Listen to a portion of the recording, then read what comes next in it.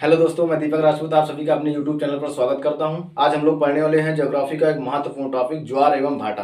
तो देखते हैं ज्वार क्या होता है। ज्वार जो होता है समुद्र के जल का ऊपर उठना ही ज्वार कहलाता है। समुद्र के जल का ऊपर उठना ज्वार कहलाता है और समुद्र के जल का नीचे गिरना भाटा कहलाता है। समुद्र के जल का ऊपर उठना ज्वार कहलाता है और नीचे गिरना भाटा कहलाता है। तो आप लोग समझ गए होंगे कि ज्वार क्या होता है और भाटा क्या होता है। और इसके ऊपर उठने के पीछे तीन बातें हैं, उन्हें हम जान लेते हैं। समुद्र के जल का ऊपर उठना तीन कारकों पर निर्भर करता है। नंबर एक देखो क्या है, सूर्य का गुरुत्वीय बल। क्या होता है?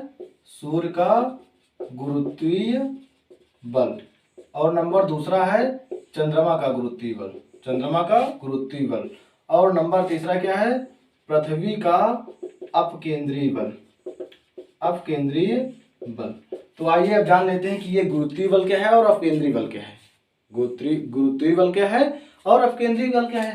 देखो, ये सभी ग्रह जो होते हैं ये क्या करते हैं, सूर्य के चारों ओर दीर्घवृत्ताकार चक्कर लगाते हैं। दीर्घवृत्ताकार पथ पर चक्कर लगाते हैं। जैसे मान लो सूर्य हुआ और इसके चारों ओर क्या कर रहे हैं, ग्रह और उपग्रह चक्कर लगाते हैं। तो जब इसके चारों ओर चक्कर लगाएंगे तो उस पर एक बल केंद्र की ओर कार्य करता है।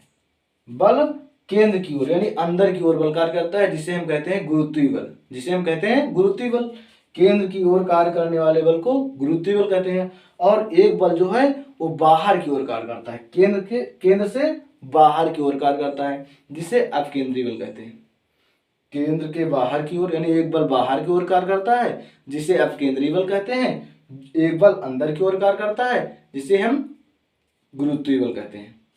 ठीक, तो इसके बाद आगे और देखते हैं कि जो ज्वार है वो दिन में 2 बार आता है। ज्वार जो है वो दिन में 2 बार आता है। एक बार आता है चंद्रमा के गुरुत्वीय बल के कारण। पहली बार कब आता है? चंद्रमा के गुरुत्वीय बल के कारण। और जब दूसरी बार आता है तो पृथ्वी के अपकेंद्रीय बल के कारण। ये पॉइंट याद रखना, ये पूछे जाते हैं एग्जाम में। कब आता है? एक बार आता है पहली बार चंद्रमा के गुरुत्वीय बल के कारण और दोबारा आता है पृथ्वी के अपकेंद्रीय बल के कारण। फिर थोड़ा सा आगे बढ़ते हैं। देखो, अब ये ज्वार जो है कभी उच्च आता है कभी निम्न आता है, कभी तेजी से आता है और कभी धीमे से आता है। तो ये जान लेते हैं कि तेजी से कब आता है और धीमे से कब आता है। देखो, पूर्णिमा और अमावस्या। पूर्णिमा और अमावस्या देखो होता क्या है, सूर्य चंद्रमा और पृथ्वी जब तीनों एक सीधी में होते हैं, तीनों एक सीधी में होते हैं तो उच्च ज्वार आता है। क्या आता है? उच्च ज्वार आता है। अब ये कब होते हैं? ये तो पूर्णिमा को होते हैं या तो फिर अमावस्या को होते हैं। तो जब ये सीधा होते हैं, एक सीधी में होते हैं तो उच्च ज्वार आता है। पूर्णिमा और अमावस्या को उच्च ज्वार आता है। क्यों आता है? क्योंकि ये तीनों एक सीधी में होते हैं। और सप्तमी और अष्टमी क्या होता है? सप्तमी और अष्टमी को निम्न ज्वार आता है। सप्तमी और अष्टमी को निम्न ज्वार आता है क्योंकि सप्तमी और अष्टमी को ये बहुत ही अंतराल में होते हैं। कोई इधर होता है तो कोई इधर होता है तो कोई इधर होता है, इस प्रकार से होते हैं सप्तमी और अष्टमी को। तो सप्तमी और अष्टमी को निम्न ज्वार आता है। और एक प्लेस है इंग्लैंड में, साउथहैम्पटन। क्या है? साउथहैम्पटन। वहां पर प्रतिदिन 4 बार ज्वार आते हैं।